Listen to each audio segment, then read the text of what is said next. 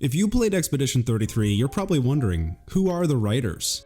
Throughout the story, we follow this deeply emotional journey through the canvas where we follow the Dessendre family, but quietly lurking in the background, barely explained, barely acknowledged at all, are the mysterious writers. Who are they? What role did they play in the death of Verso? And why does Alicia, who was maimed in the fire, blame herself if the writers were the ones truly behind it? Today, let's dive into what little we know and what we might imagine. My name's Cosmo. I make content on my favorite games, including Expedition 33. Be sure to like this video, subscribe, and without further ado, let's talk about the writers. But spoiler warning, as we're going to be covering late game revelations and the broader story beats, so you have been warned. Throughout the mid to late game events, we're briefly informed that there's some sort of conflict with the writers and the painters in the real world, one that threatens the very existence and survival of the faction of the painter. You see, painters create canvases which can yield life and creations, but they also can lose control of what they create and what those creations end up being. Just look at their introductory mention, the concept of the writers. It gives us so many questions to ask. What do they do? If it was the writers who caused the fire which killed Verso, why does Alicia blame herself? What are the extent of the powers and abilities of the writers? Who's to say the world outside the canvas we play in is actually the real world? We do know that Alicia does know the writers. She may not know the full extent of what they do, but she was, potentially manipulated by them. During Clea and Alicia's conversation, we know that Alicia wants to help her sister. And even though she can't say it, it's muffled. Clea believes her to be weak and that she would only get in the way. She mentions that the writers used her and that they may do this again. This does kind of suggest that Alicia was manipulated or taken advantage of by the writers, which ultimately played a part in the death of Verso. Clea states she can't promise that she will make the same choice Verso made, which alludes to some sort of self-sacrifice to defeat or delay the writer's wrath. He traded his own life so Alicia could continue living, which ultimately split this family, and Clea's both resentful and thankful. It's a pretty tricky situation, but now through these little subtle hints of dialogue, we know that the Dessendre family's conflict, that the entire broader story of Expedition 33, it's caused by this faction, and that to me is pretty interesting. There's not a lot of games where the major antagonists or the major conflicts within the game go unresolved. Now we know by the end of the game that the family sort of comes together if you decide to end Verso's canvas, but we don't know what goes on beyond that. We don't know if the family will fight the writers. We don't know what's going to happen there, but we can kind of imagine.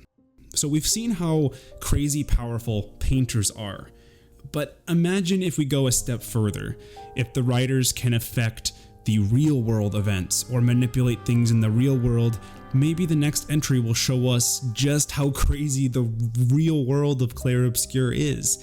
We'll actually get to see the full extent of the main theme of the game, the light versus the darkness. But one thing to note is that the outside world doesn't look ravaged in the Verso ending. So I would assume that the writers are equal in power to the painters, seeing as how Clea is able to fight a solitary war. Maybe they're actually weaker because the writers have only pen and paper.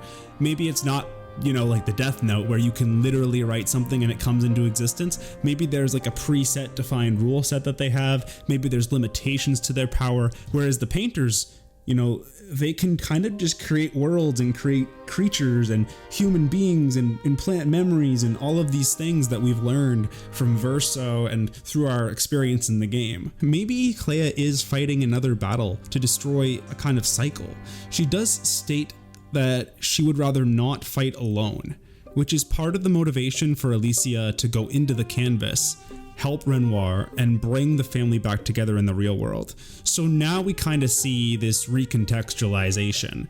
We see that the Dessendre family coming back into the real world is not just the family getting back together again, dealing with grief, accepting Verso's loss. We actually fully understand that, they are going to fight a war.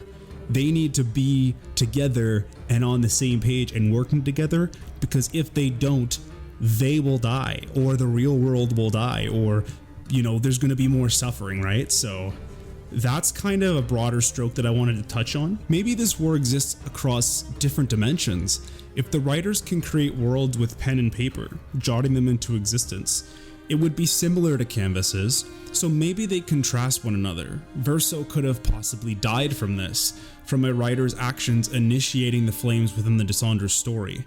Maëlle states that if she hadn't trusted the writers, Verso would still be alive, that this was the wishes from her maman to not trust them, and that those wishes had been neglected.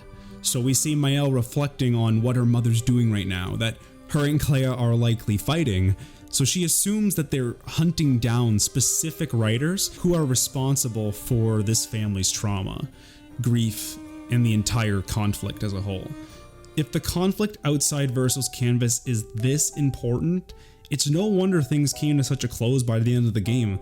The battle between these family members finally came to a close because the real battle awaits in the real world. But this is just kind of the gist of it, guys. The developers were very keen on keeping this mysterious and to allude us to the true nature of the Clair-Obscur world, but we're all speculating, so definitely drop a comment on your thoughts about the writers and the story. I definitely want more of this game. I want more of this franchise. I trust Sandfall to deliver and give us more glimpses into this amazing story and really solid foundation with the classic they've released to us. Maybe the writers are gods, maybe they're villains, maybe they're just us holding the pen and wondering how much power we truly have. Or maybe it's some kind of meta narrative or fourth wall breaking. There's so many ways you could look at this, but whatever the truth is, one thing's certain: the door is wide open. And thank you for watching. Subscribe for more videos like this. Be sure to tune into my streams on Twitch where I play my favorite games, and I'll see you later.